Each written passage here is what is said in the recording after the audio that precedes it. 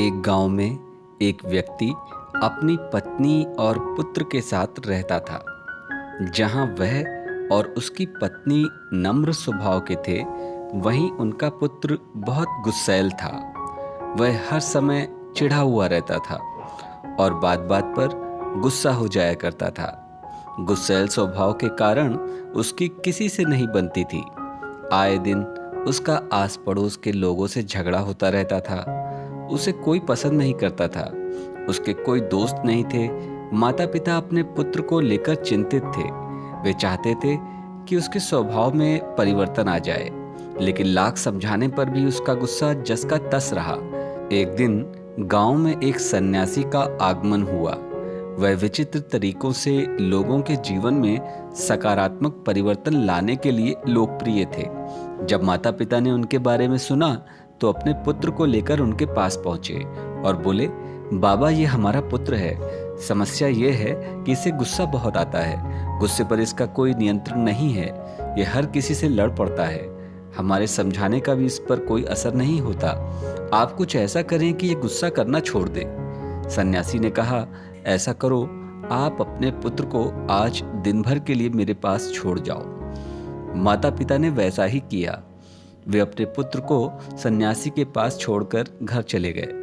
सन्यासी ने लड़के से कहा, पुत्र, मैं तुम्हें एक काम देता हूँ, क्या तुम वह करोगे? लड़का भी अपने गुस्से से परेशान था और चाहता था कि उसकी यह आदत छूट जाए। वह बोला, यदि आपके दिए काम से मेरे गुस्सा करने की आदत छूट जाएगी तो जरूर करूंगा। सन्यासी उसकी बात सुन मुस्कुराए और बोले, मैं प्रयास कर रहा हूं पुत्र, तुम भी मेरा साथ दो। जाओ, चिकनी मिट्टी के 2 ढेर तैयार करो। लड़के ने वैसा ही किया। तब सन्यासी ने कहा, अब इस मिट्टी से 2 दिल तैयार करो। लड़के को यह काम कुछ अजीब लगा, लेकिन वह सन्यासी की बात मानकर मिट्टी से 2 दिल तैयार करने लगा। दिल बनाते समय कई बार उसके मन में झुंझलाहट आई। वह सोचने लगा कि मैं यहाँ अपनी गुस्सा करने की आदत छोड़ने आया हूँ और इस सन्यासी ने किस काम में लगा दिया है। इस तरह तो मेरा गुस्सा खत्म होने की जगह बढ़ जाएगा। लेकिन उसने किसी तरह काम करना जारी रखा और मिट्टी के 2 दिल तैयार कर लिए।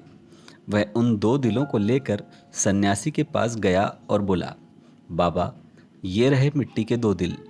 मैंने आपका काम कर दिया है।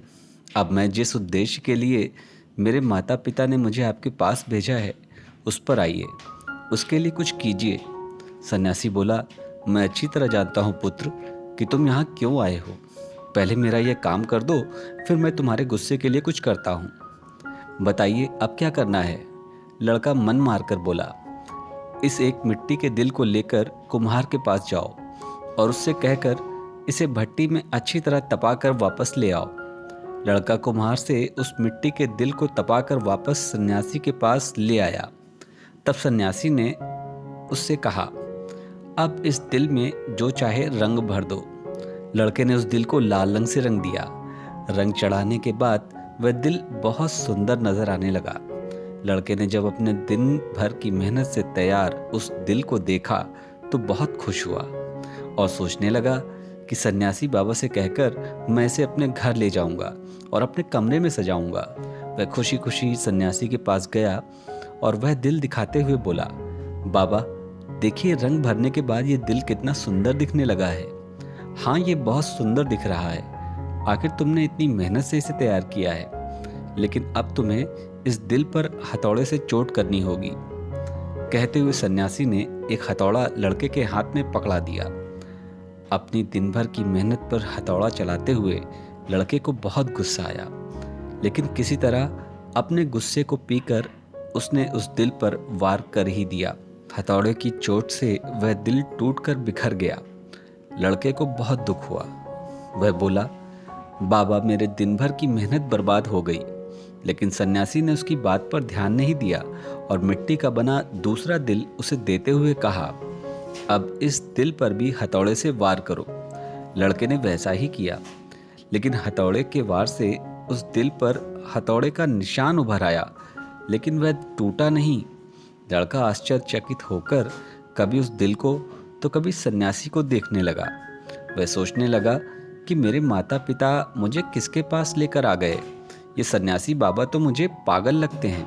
वह बोला, मेरा पूरा दिन यहाँ बेकार के काम में चला गया, अब मैं यहाँ एक क्षण भी नहीं रुकने वाला, मैं जा रहा हूँ। ठहरो, सन्यासी ने उसे रोका।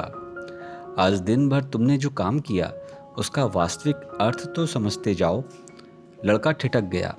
सन्यासी उसे समझाते हुए कहने लगे, पुत्र, जिस मिट्टी के दिल पर तुम काम कर रहे थे वह वास्तविक दिल का एक छद्म रूप था। जैसे तुमने मिट्टी के दिल को आग की गर्मी में तपाया, वैसे ही अपने दिल को भी क्रोध की भट्टी में तपाते हो। तुम्हें ऐसा लगता है कि इस तरह तुम दुनिया के सामने मजबूती से खड़े हो, लेकिन ऐसा नहीं है। जीवन रूपी हथौड़े का एक वार भी तुम्हारा कठोर हो चुका दिल झेल नहीं पाएगा और चकनाचूर हो जाएगा। ऐसे में तुम संभल नहीं पाओगे। जीवन के दुख दर्द को सहन करने के लिए तुम्हें अपना दिल नरम बनाना होगा।